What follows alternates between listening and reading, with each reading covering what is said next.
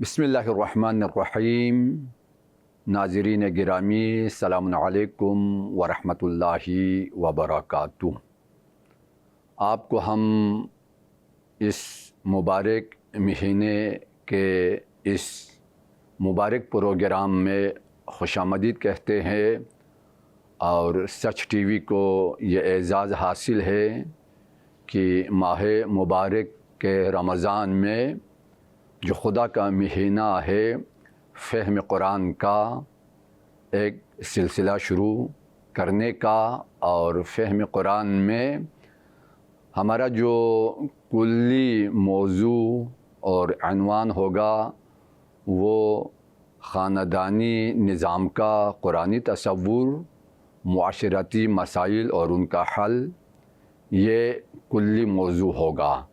اس موضوع کے ذیل میں ہم خاندان کے مختلف جو خاندانی اصول، ضوابط، خود خاندان میں باپ کا کردار، ماں کا کردار، بچوں کا کردار اور بچوں کی تربیت، اور میاں بیوی کے جو روابط ہے، اور اسی طرح ہمارے معاشرے میں مختلف بچوں کے حوالے سے اور خاندانی نظام کے حوالے سے جو مسائل چل رہے ہیں، اور قرآن مجید ان مسائل کو کن نگاہوں سے دیکھتا ہے، اور اسی طرح خاندان کا جو تصور ہے وہ قرآن کیسا پیش کرتا ہے، اور ایک قرآنی خاندان کو کیسا ہونا چاہیے، اور اسی طرح قرآنی گھرانہ جو پورے بشر کے لیے رول ماڈل بن سکے، وہ کیسا خاندان ہے، اس خاندان میں کیا صفات ہے۔ تو ان تمام اہم ترین موضوعات پر ہم گفتگو کریں گے۔ یقیناً فہم قرآن ایک الہی دستور ہے، ہمیں خصوصاً ماہ مبارک رمضان میں جو بہار قرآن ہے، قرآن کو سمجھنا اور قرآن پہ عمل کرنا، یہ ہم سب کے لیے ضروری ہے۔ قرآن مجید فہم قرآن کے حوالے سے ارشاد فرما رہا ہے، کتاب انزلناہ الیک مبارک لیدبروا آیاتہ۔ یہ جو قرآن نازل ہوا ہے یہ مبارک ہے، بابرکت ہے۔ اس قرآن مجید میں پروردگار عالم کے قوانین اور نظام الہی کے فارمولے اور اصول و روابط پر قرآن مجید گفتگو کرتا ہے۔ تو پروردگار عالم اہم ترین مرحلہ جو ایک انسان کو قرآن کے قریب لے جائے، اسے فہم قرآن قرار دیتا ہے، اور ارشاد ہو رہا ہے کہ یہ جو قرآن نازل ہوا ہے، اس کے نزول کا جو فلسفہ ہے، لیدبروا آیاتہ، تاکہ قرآن کی آیتوں میں انسان غور و فکر کریں۔ تو ہمیں ہر مسئلے میں قرآن کی آیتوں میں ہم غور کریں گے، ہم تدبر کریں گے، ہم قرآن کو سمجھنے کی کوشش کریں گے، تو ہم قرآن کی گہرائی تک ہم جا سکیں گے۔ تو ہمارا جو اصلی جو موضوع ہے وہ خاندانی نظام کا قرآنی تصور ہے۔ پروردگار عالم قرآنی نظام میں خانوادے کو اور خاندانی نظام کو مختلف آیات میں پروردگار عالم بیان فرما رہا ہے۔ اس سلسلے میں سورہ مبارکہ یہ نساء کی پہلی آیت، چونکہ رمضان المبارک ہے تو قرآن مجید دیکھنا بھی عبادت ہے، قرآن مجید کی طرف دیکھنا عبادت، آیتوں کو سننا عبادت۔ جب کوئی قرآن کی آیت پڑھے تو اس دوران گفتگو کرنے سے قرآن منع فرماتا ہے۔ اس کی علتوں میں سے ایک علت یہ ہے کہ یہ بے احترامی ہے۔ جب دو بندے آپس میں گفتگو کرے تو درمیان میں کوئی تیسرا بندہ بولے، یہ دخالت بھی ہے، ایک قسم کے بے احترامی ہے۔ تو چونکہ قرآن یہ کلام پروردگار ہے، کلام پروردگار ہے تو کلام پروردگار ہے یہ بندے کے ساتھ، تو اس میں اگر کوئی کلام الہی کو سنے تو قرآن کہتا ہے جب تلاوت ہو جائے، جب آیتوں کی تلاوت ہو جائے تو تم کان لگا کر سنو تاکہ رحمت الہی کا نزول تم پر بھی ہو جائے۔ یعنی قرآن کی تلاوت سے رحمت الہی کا نزول ہوتا ہے، تو یہ فقط قراءت اور تلاوت کرنے والے تک یہ رحمتیں نہیں رہتی، بلکہ جو لوگ سنتے ہیں یہ رحمتیں ان کو بھی شامل ہو جائے۔ اسی وجہ سے جب قرآن مجید کی تلاوت ہو جائے تو غور سے سننا چاہیے تاکہ رحمت الہی بھی ملے، اور اس کے علاوہ اس کے دل میں ہدایت الہی کا نور چمکے۔ تو پروردگار عالم نے ہمیں اس لیے یہ قرآن دیا ہے تاکہ ہم قرآن کو سمجھے اور قرآن میں غور کرے۔ آیتوں کے نزول کا مقصد ہی یہی ہے، تدبر کرے۔ پروردگار عالم کیوں آیتیں آیتیں کر کے نازل کر رہا ہے؟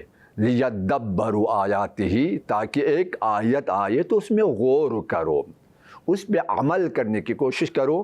روایتوں میں ملتا ہے کہ جب کوئی آیت نازل ہوتی تھی تو پیغمبر اس آیت کی تعلیم صحابہ کو دیتے تھے، اور جب تک صحابہ اس آیت کو نہ سمجھے اور اس آیت پر عمل نہ کرے دوسری آیت کی تلاوت پیغمبر نہیں فرماتے تھے۔ کیوں؟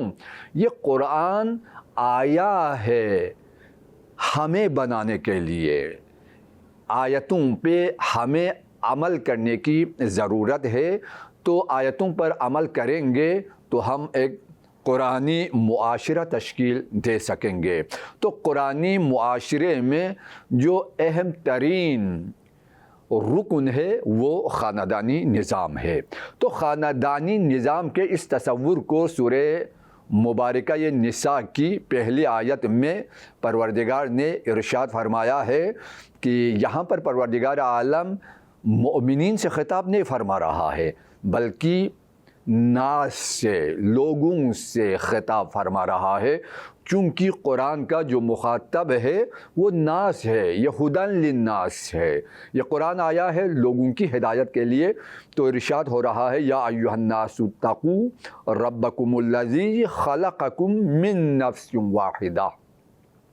پروردگار انسانوں کو غور اور فکر کی طرف دعوت دے رہا ہے۔ یہاں پر انسانیت سے خطاب ہے کہ اے لوگو اپنے پروردگار سے ڈرو۔ یہاں پر رب کے لفظ کو استعمال کیا کہ جس نے یعنی تمہاری تربیت کی، جس نے تمہیں پالا، جس نے تمہاری پرورش کی، جس نے تمہیں کمال تک پہنچایا، وہ تمہارا پروردگار ہے۔ اس نے کیا کیا؟ الذی خلقکم من نفس واحدہ۔ یہ خاندان کہاں سے بنا؟ فرما رہا ہے کہ تمہیں ایک جان سے بنایا، تمہاری خلقت ایک جان سے ہے، تمہارا اول ایک جان سے ہے۔ پروردگار ارشاد فرما رہا ہے ایک جان سے تمہیں بنایا ہے، یعنی ہمارا جو اصل ہے وہ ایک جان ہے، ایک وجود سے پروردگار نے ہمیں بنایا ہے۔ اور اس کے بعد ارشاد پروردگار ہے وَخَلَقَ مِنْهَا زَوْجَهَا۔ پروردگار عالم نے ایک انسان کو بنایا اور اس کی خلقت کے بعد اس کی زوجہ کو اس سے پروردگار نے بنایا، یعنی انسان کی بیوی کسی اور جنس سے نہیں ہے، کسی اور مخلوق سے نہیں ہے، بلکہ اس انسان سے اس کی بیوی کو، اس کے زوجہ کو پروردگار نے بنایا۔ اور اس کے بعد کیا کیا پروردگار عالم نے؟ وَبَثَّ مِنْهُمَا رِجَالًا كَثِيرًا وَنِسَاءً۔ پروردگار عالم نے ایک وجود اور اس کے بعد اس کی بیوی کو، یعنی یہ خاندان کا پہلا تصور ہے۔ یعنی خاندان تشکیل پائے دو انسانوں سے، یعنی میاں اور بیوی یہ خاندان کے دو رکن ہیں۔ اگر فقط انسان ہو، فقط ایک بندہ ہو، میاں ہو، اگر بیوی نہ ہو تو خاندان کا تصور نہیں ہے۔ ایک بندے کو ہم یہ نہیں کہیں گے کہ آپ کا خاندان، چونکہ خاندان میں کم از کم دو بندوں کا ہونا ضروری ہے۔ اس میں پہلا شوہر ہے تو دوسرا رکن اس میں بیوی ہے۔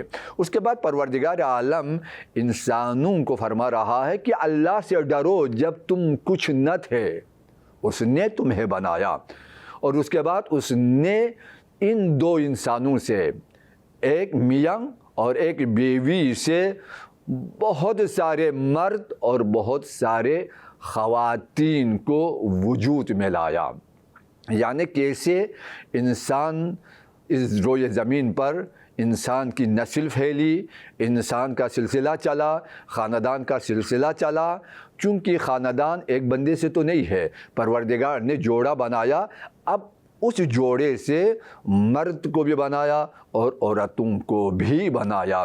یہ نہیں ہے اگر فقط مرد بناتا پروردگار عالم پھر بھی خاندان آگے نہیں چل سکتا تھا۔ خاندان کا پہلا ڈھانچہ تو وجود میں آتا، لیکن خاندانی نظام آگے نہیں چل سکتا تھا، چونکہ اس نظام کو چلانے کے لیے میاں اور بیوی دونوں ضروری ہے۔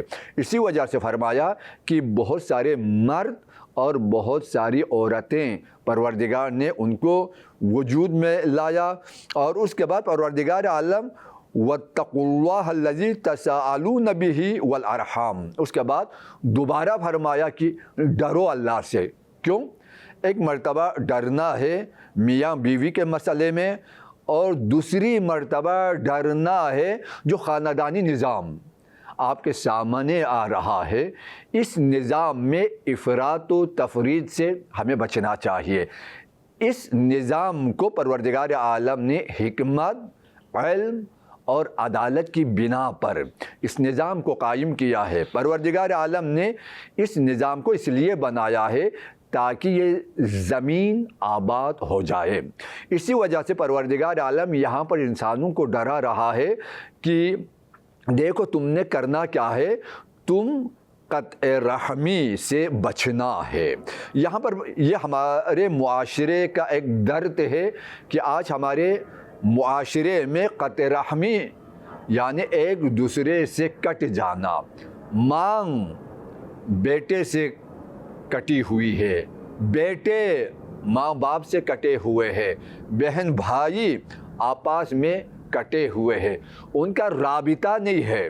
پروردگار عالم اس آیت میں جہاں خلقت انسان کے بارے میں انسان کو خوف خدا دلاتا ہے، وہاں پر پروردگار عالم یہ خوف بھی دلا رہا ہے کہ خبردار ایک دوسرے سے رابطے منقطع نہیں کرنا۔ اگر ایک دوسرے سے رابطے منقطع کرو گے تو فلسفہ یہ نظام خانوادہ اور خاندان کا جو تصور ہے یہ متزلزل ہو جائے، اس کی بنیادیں متزلزل ہو جائے۔ خاندانی نظام کا جو تصور ہے وہ روابط سے ہے، یعنی اس خاندان میں میاں بیوی کے درمیان میں حسن سلوک، اسی طرح بہن بھائی کے درمیان حسن سلوک، بھائی اور بہن کے درمیان حسن سلوک، بچوں کے اپنے والدین کے ساتھ حسن سلوک۔ آج ہمارے معاشرے میں ہم دیکھتے ہیں روابط کے اعتبار سے ہم متزلزل ہیں۔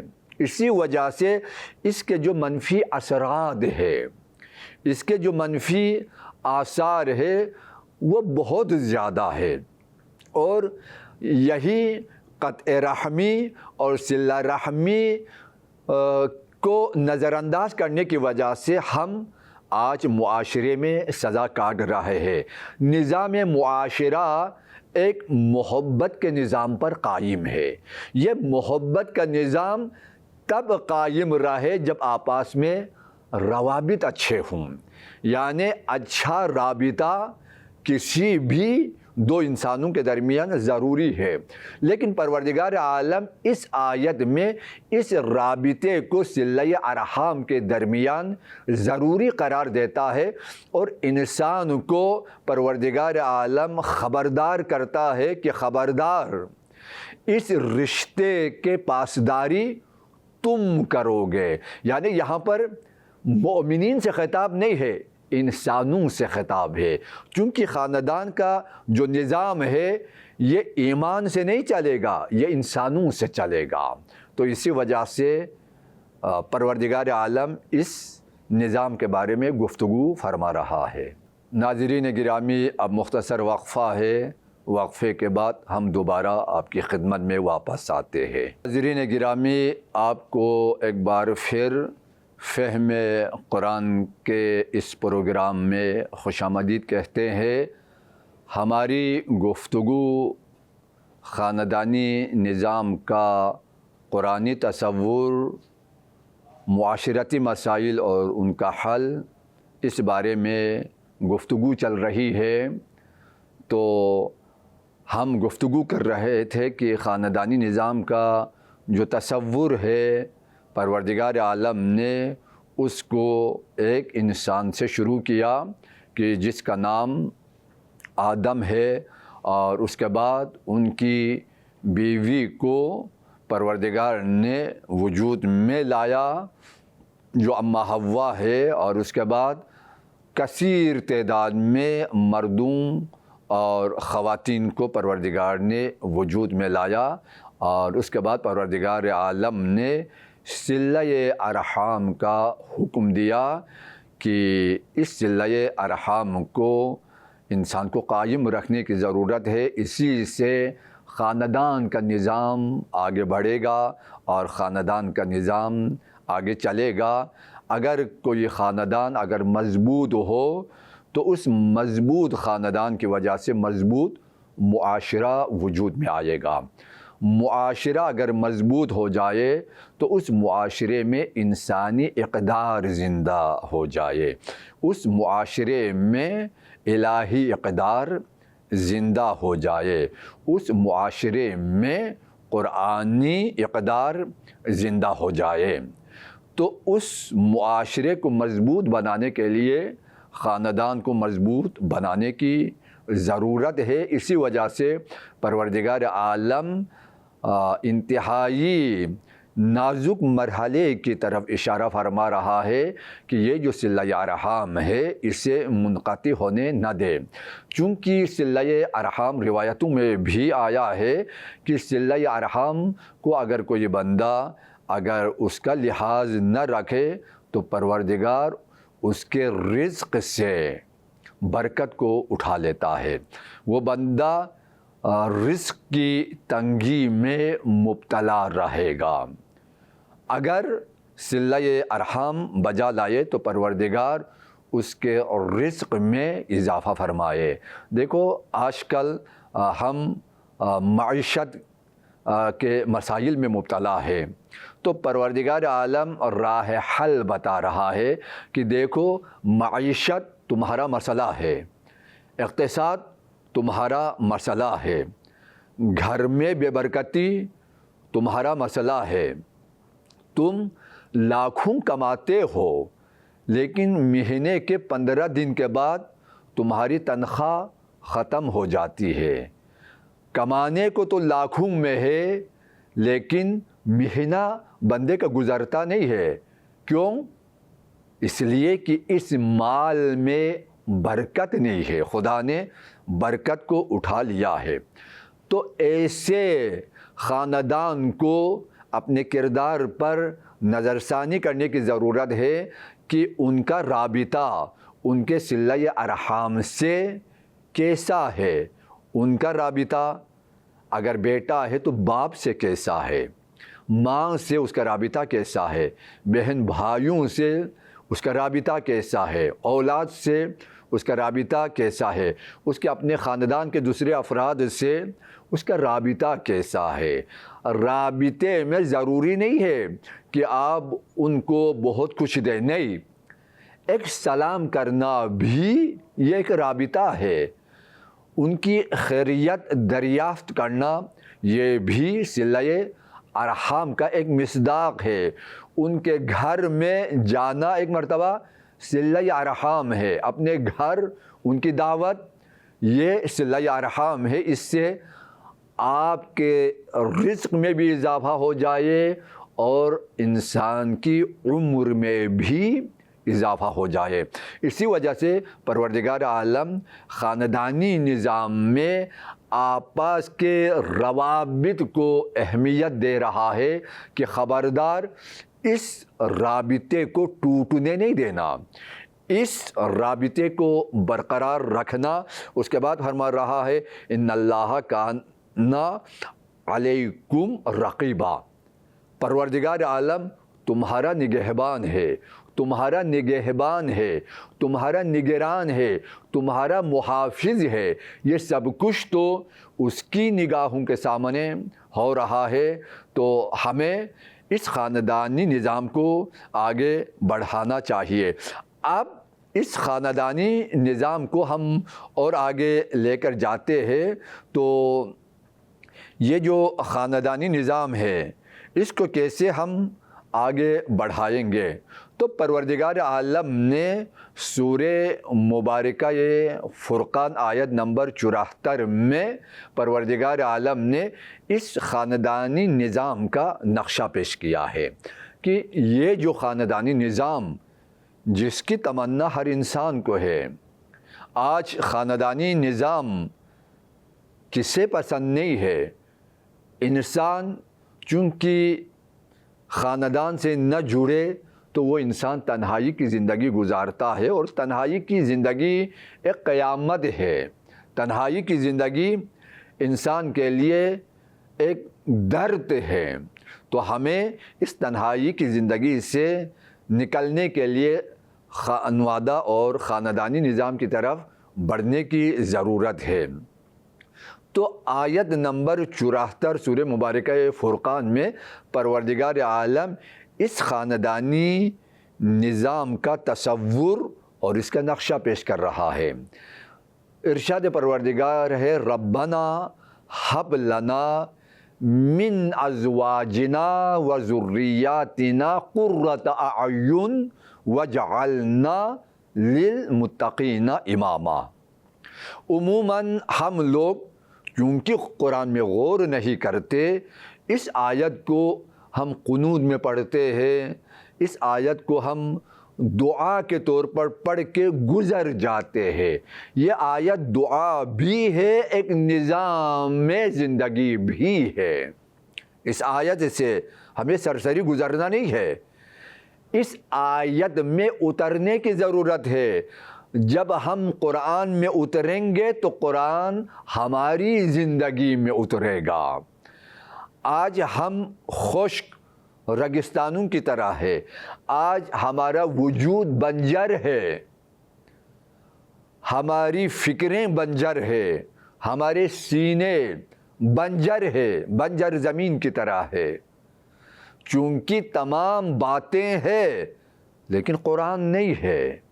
جس سینے میں قرآن آ جائے وہ سینہ آباد ہو جائے گا، جس دل میں قرآن کا نور آ جائے وہ دل ظلمتوں سے نور کی طرف بڑھے گا، جس دماغ میں قرآن کی روشنی ہوگی، جس دماغ میں قرآن کا چراغ جلے گا، وہ دماغ آگے بڑھ سکے گا۔ تو میرے ناظرین گرامی، ہمیں قرآن کے قریب آنا ہے۔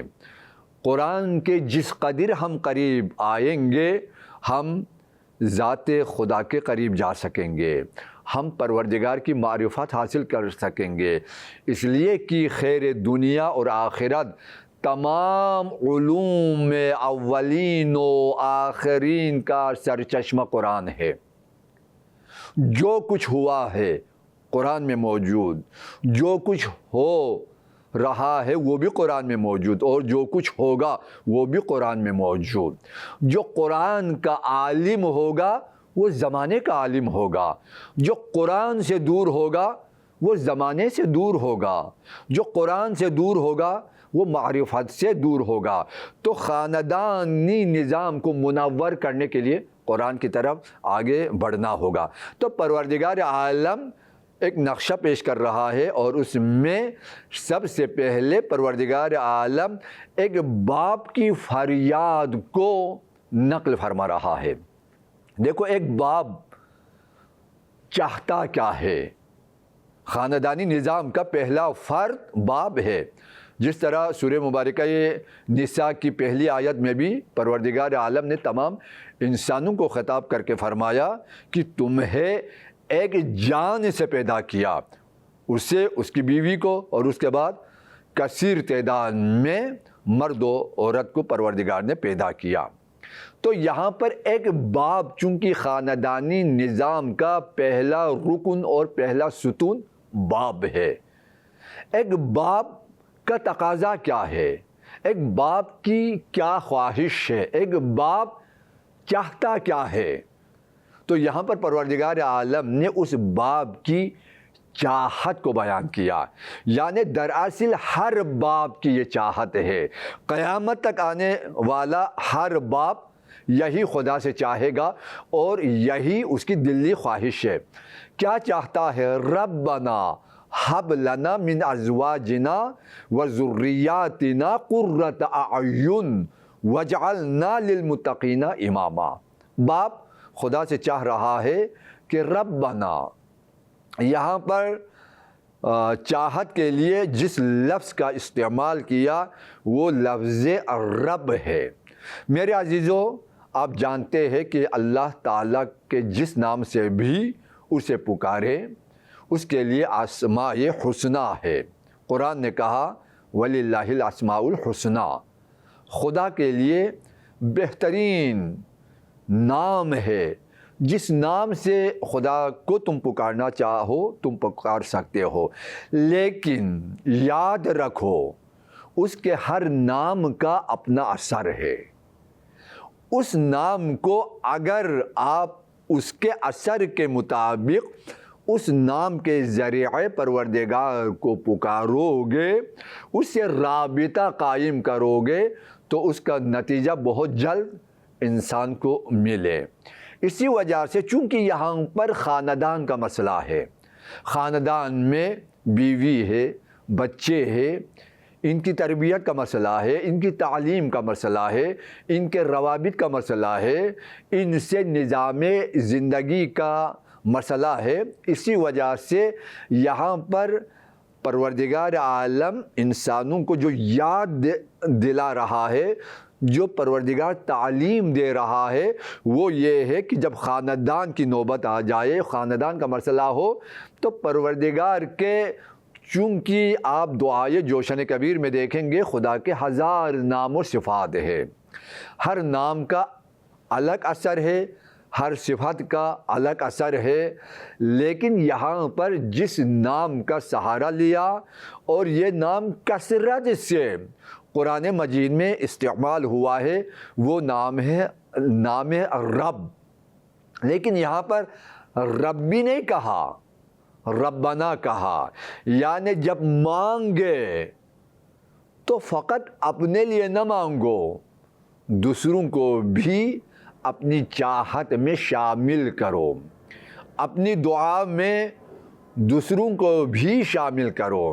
تو اس وجہ سے لفظ ربنا لایا۔ ربنا چونکہ یہاں پر خاندانی نظام کو خدا سے مانگ رہا ہے، تو خاندانی نظام چونکہ یا انسان نے اس نظام کے ذریعے باقی رہنا ہے، یا اس نظام کے ذریعے انسان نے فنا ہونا ہے، نابود ہونا ہے۔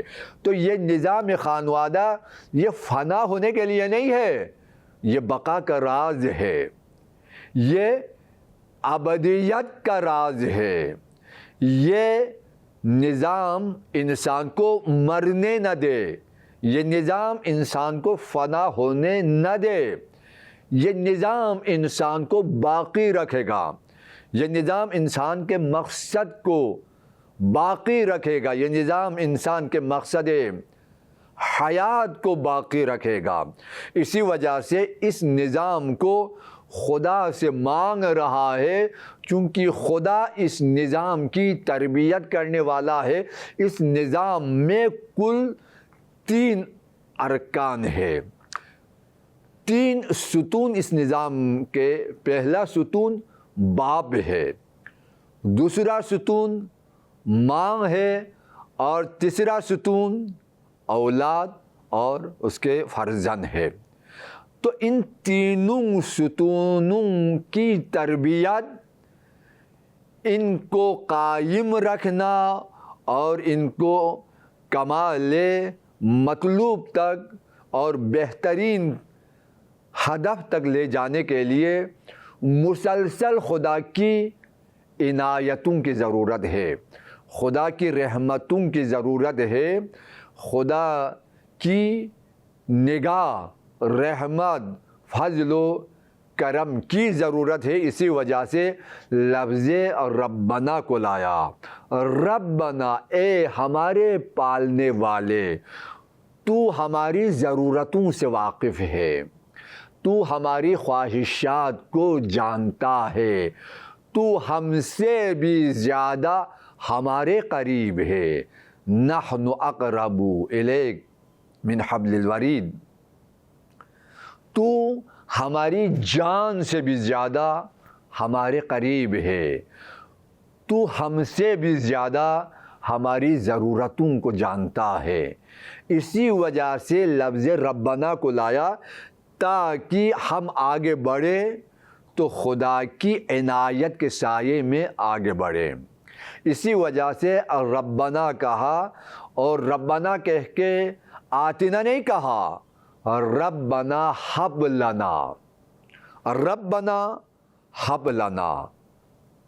دونوں میں جو ضمیر ہے وہ جمع استعمال کیا، ہمارے لیے یعنی پورے خاندان کے لیے، یعنی باپ چونکہ خاندان کا ذمہ دار ہے، خاندان کا حاکم ہے، تو خاندان کو آگے لے جانے کے لیے تقاضا کون کرے گا؟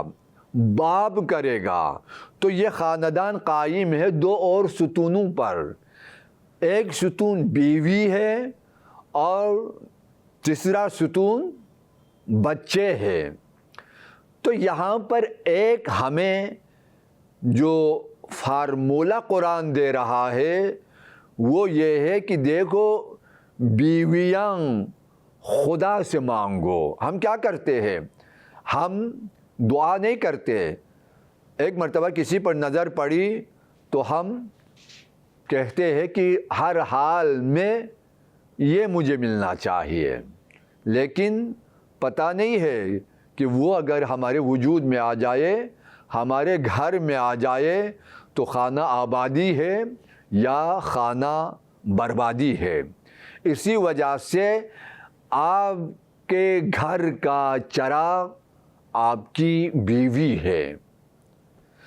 تو اس کو ہمیں خدا سے مانگنے کی ضرورت ہے۔ تو ہم کچھ لمحہ پھر وقفے کی طرف بڑھتے ہیں۔ ناظرین گرامی، ہماری گفتگو ہو رہی تھی خاندانی نظام میں کیا ہم خدا سے مانگے، اور اس خاندانی نظام کتنے ارکان پہ مشتمل ہے اور کتنے ستون پر یہ خاندانی نظام مشتمل ہے۔ تو عرض کر رہا تھا ایک باپ کی فریاد خدا سے کیا ہے؟ ایک بہترین گھرانہ ہے۔ یہ بہترین گھرانہ جب تک نیک بیوی زندگی میں نہ آ جائے، یہ گھر ایک مطلوب اور بہترین گھر میں تبدیل نہیں ہو سکتا۔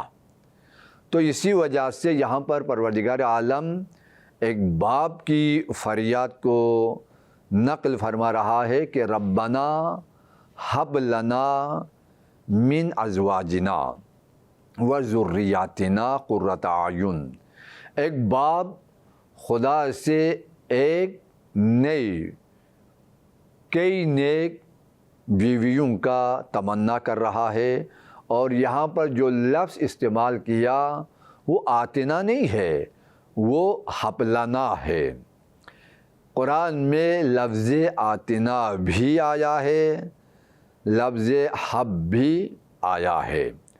ان دونوں لفظوں میں کیا فرق ہے؟ جو چیز آتنا کے ذریعے مانگے وہ انسان کو ممکن ہے خدا دے اور ممکن ہے اسے لے لے، یعنی کبھی انسان کو پروردگار عالم اس کی چاہت کے بغیر دیتا ہے، لیکن جہاں پر حبنا ہے اس میں پہلے سے چاہت موجود ہے، یعنی بندہ جو مانگ رہا ہے وہ آگاہی کے ساتھ مانگ رہا ہے کہ مجھے کیا مانگنا چاہیے، اور جسے وہ مانگ رہا ہے اس کی بھی وہ معرفت رکھتا ہے۔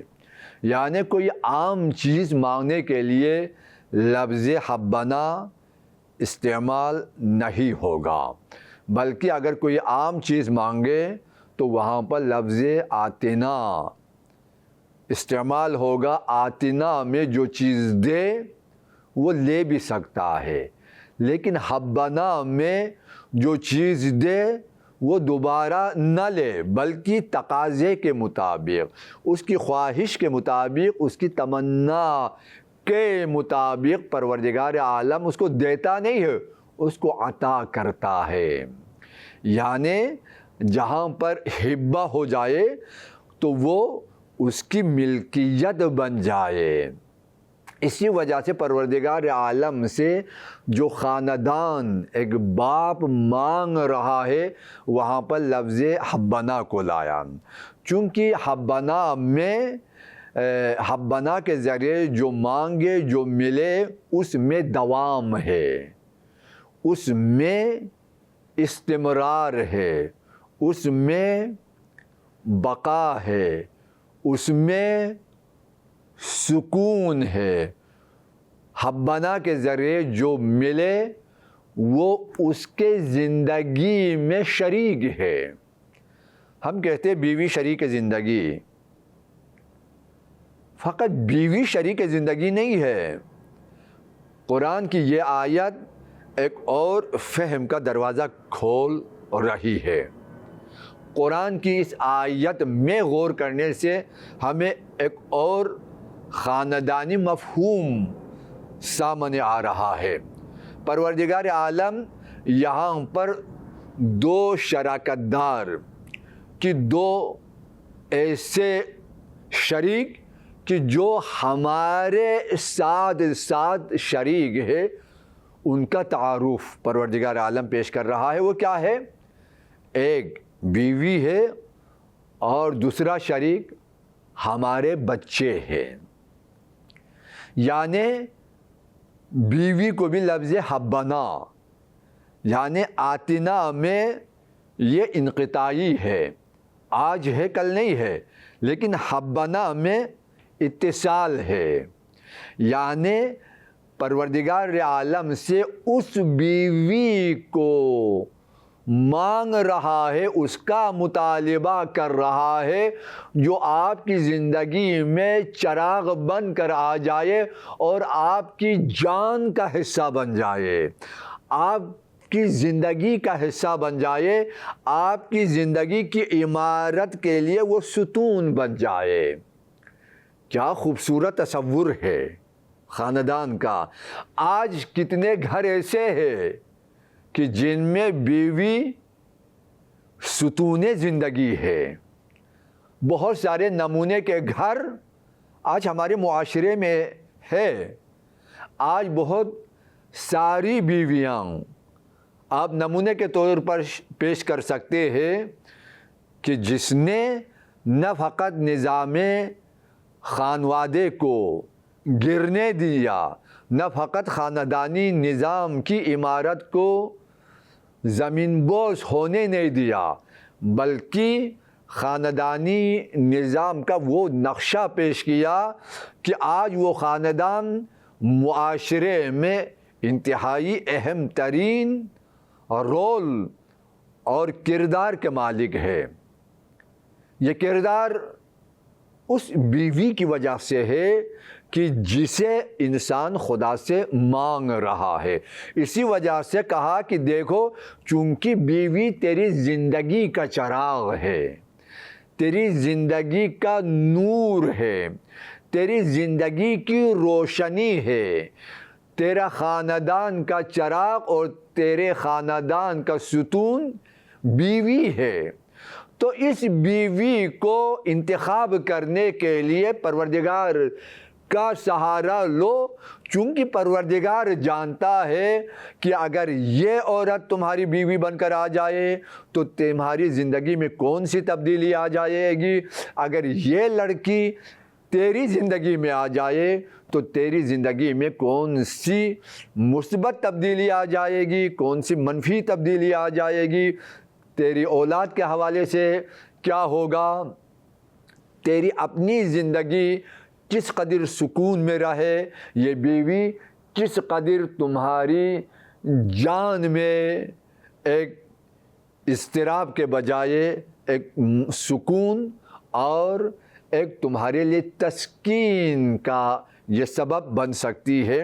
اسی وجہ سے یہاں پر جو لفظ لایا، ہمیں قرآنی ان اصولوں کو سامنے رکھ کر اپنے بچوں کے لیے ہمیں بہو تلاش کرنے کی ضرورت ہے، اور ہم اپنی بیٹیاں بھی اگر کسی کے حوالے کریں تو ہمیں ان قرآنی اصولوں کے مطابق اپنی بیٹی کو کسی کے ہاں دینے کی ضرورت ہے، کسی کی بیٹی کو لے کر آ جائے تو ان قرآنی اصولوں کے تحت لانے کی ضرورت ہے۔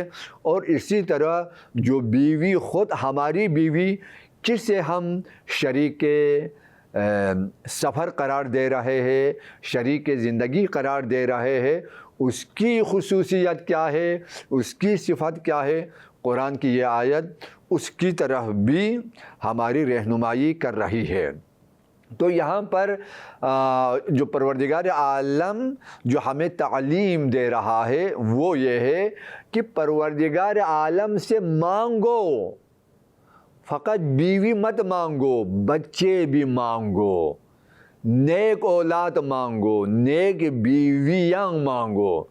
البتہ یہاں پر کثرت بیوی اور کثرت اولاد بھی قرآن کا ایک مطلوب خاندانی نظام کا ایک تصور ہے، لیکن اس پہ انشاءاللہ ہم ایک مستقل بحث کریں گے کہ کثرت اولاد کیوں اور کثرت ازواج کیوں، اس کا فلسفہ کیا ہے، اس پہ ہم آگے بڑھ کر گفتگو کریں گے۔ لیکن یہاں پر پروردگار عالم سے ایک باب دو ستون زندگی کا مطالبہ کر رہا ہے، درخواست کر رہا ہے۔ درخواست ہمیشہ کسے کریں گے؟ اسے کریں گے جو ہمارے درخواست پر لبیک کہے، جو ہماری درخواست کو منظور کرے، جو ہماری مصلحت کو جانتا ہو۔ عموماً ہم جو مطالبہ کرتے ہیں یا جو مانگتے ہیں ان میں چونکہ ہم مصلحت سے واقف نہیں ہوتے ہیں، ایک سامنے ایک چیز دیکھتے ہیں تو ہم اسی کے لیے خدا سے مانگتے ہیں۔ اگر خدا وہ چیز ہمیں دے تو کچھ عرصے کے بعد ہم پشیمان ہوتے ہیں کہ یہ چیز نہ ملی ہوتی تو بہتر ہوتا۔ تو یہ کیوں؟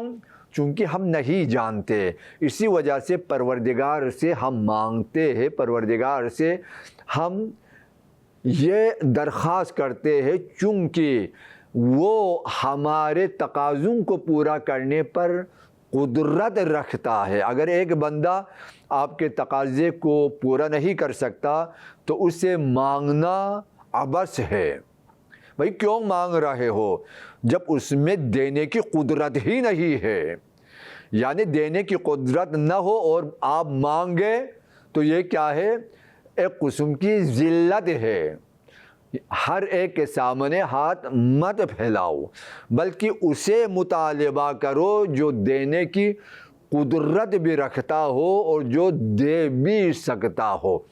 اسی وجہ سے پروردگار عالم سے زندگی کے جو اہم ترین موڑ ہے وہ کیا ہے؟ انسان کی زندگی میں بیوی کا وجود ہے۔ تو بیوی کس قسم کی بیوی ہو؟ یعنی وہ بیوی جو شریک دسترخوان نہ ہو، فقط شریک زندگی ہو۔ بیوی کی نگاہیں آپ کے جیب پر فقط نہ ہو، بیوی کی نگاہیں فقط آپ کی قدرت پر نہ ہو، بیوی کی نگاہیں فقط آپ کے عہدے پر نہ ہو، بیوی کی نگاہیں فقط آپ کے اقتدار پر نہ ہو، بیوی کی نگاہیں فقط آپ کی پارٹی یا آپ کی جو معاشرتی اور اجتماعی عزت ہے اس پر نہ ہو، بلکہ بیوی کی نگاہ اس پر ہو کہ آپ کی زندگی میں یہ کیسے شریک ہو سکتی ہے۔ تو آپ کی زندگی میں شریک ہونے کے لیے ایسی بیوی کا مطالبہ ہم کسی معاشرتی انسان سے نہیں کر سکتے، بلکہ اسے کریں گے جو ہماری خواہشات کو ہم سے زیادہ بہتر جانتا ہے، اور وہ ہے ذات پروردگار، جو ہمارے تقاضوں کو ہم سے بہتر جانتا ہو، اور وہ ہے پروردگار، وہ ہے ہمارا رب۔ تو اسی کے ساتھ ہی آج کے پروگرام کا وقت ختم ہوا چاہتا ہے، تو انشاءاللہ کل ہم دوبارہ اسی موضوع کو آگے لے کر بڑھیں گے۔ تب تک آپ سے اجازت چاہیں گے، التماس دعا، اللہ حافظ۔